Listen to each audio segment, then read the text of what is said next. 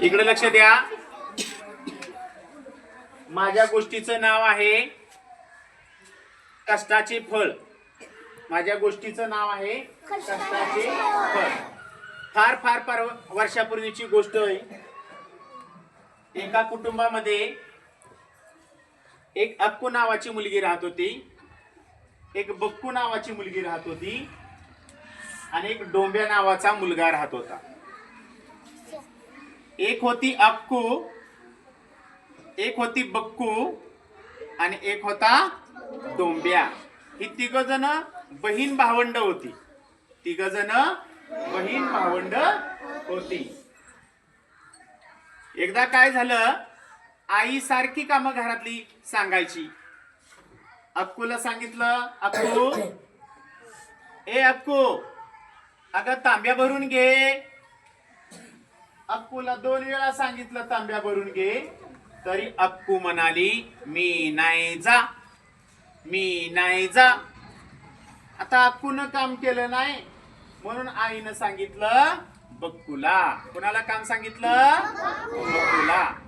बक्कूला सांगितलं, बक्कू बक्कू, अगं बक्कू पाणी आण ग.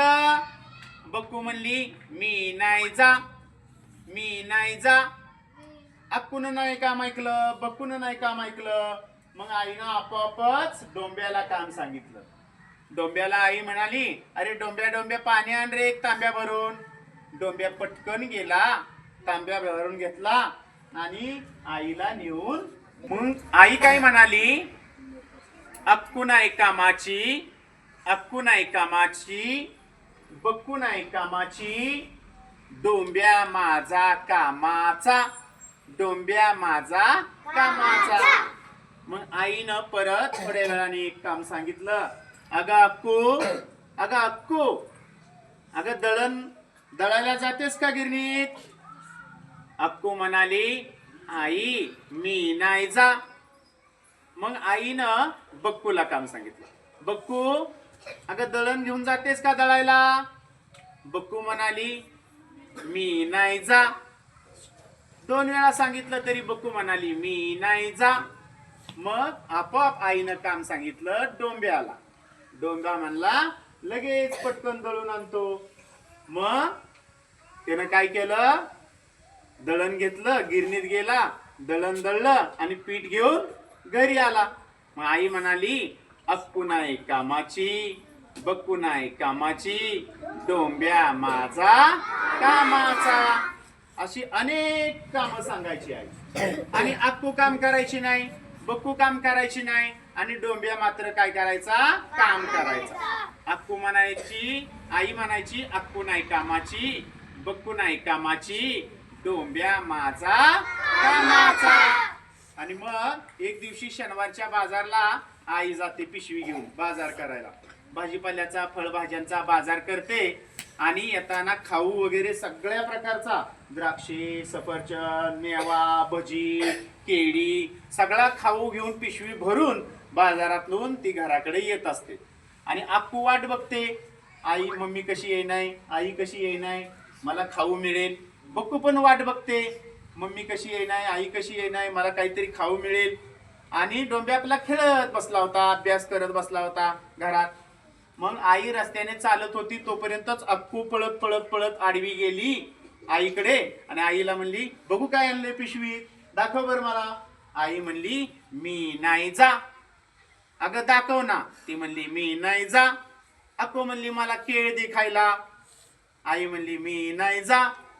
मग रडवेली झाली अक्कू. मग घराजवळ पोहोचताच बक्कू पण दारात आली आणि उभी राहिली. मम्मीची पिशवी पाहू लागली, काय आणलंय मम्मीनं. मग मम्मीला म्हणली, मला खाऊ दे. काय आणलेस बघू, मला भज्याचा पुडा दे. आई म्हणाली, मी नाही जा. आई म्हणाली, मी नाही जा. मग डोंब्या घरात अभ्यास करत बसला होता. मम्मी म्हणजेच आई घरात गेली आणि पिशवी ठेवली आणि पहिल्यांदा भज्याचा पुडा काढून तिनं डोंब्याला दिला. अक्की रडायला लागली, बक्की रडायला लागली आणि डोंब्याला भजी मिळाली. मग आई म्हणाली, अक्कू नाही कामाची, बक्कू नाही कामाची आणि डोंब्या माझा कामाचा. डोंब्या माझा मग अक्कीला अक्कल आली, बक्कीला पण अक्कल आली आणि डोंब्या अभ्यास करतच होता, प्रामाणिक होता, तो काम करायचा, कष्ट करायचा. आणि मग अक्कीनं काय केलं, मम्मी सांगल ती काम करायला सुरुवात केली. मम्मी म्हणली ताट वाढ, जेवण वाढ सर्वांना. मग अक्की पळत गेली, ताट धुतलं, तांब्या घेतला पाण्याने भरून, ताट मांडलं आणि त्यात जेवण सर्वांना वाढून संध्याकाळी सगळे जेवायला बसले. आणि बक्कीनं पण काय केलं, सगळं कांदा चिरला, भाकरी मोडल्या, ताटात वाढल्या, नंतर भाजी वाढली आणि अक्कीला मदत केली. मग जेवताना मम्मीला काय वाटली, दया आली मम्मीला अक्कीची आणि बक्कीची. त्यांनी काम ऐकलं. मग मम्मीनं काय केलं, राहिलेला भज्याचा पुडा काढला आणि जेवणासोबत सगळ्यांना 2-2, 3-3 भजी दिली. नंतर केळी खायला दिली, केळीचं शिकरण केलं आणि मस्त पैकी सगळे गोल करून घरामध्ये जेवायला बसले.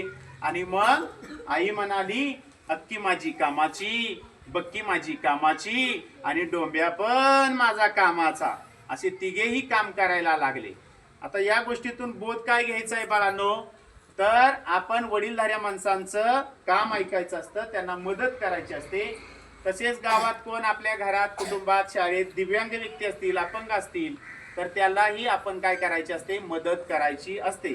मदत करणारा व्यक्तीला, कष्ट करणाऱ्या व्यक्तीला देव भरभरून आपोआप काही ना काही देत असतो. हा यातून गोष्टीतून बोध घ्यायचा आहे. आवडली का गोष्ट?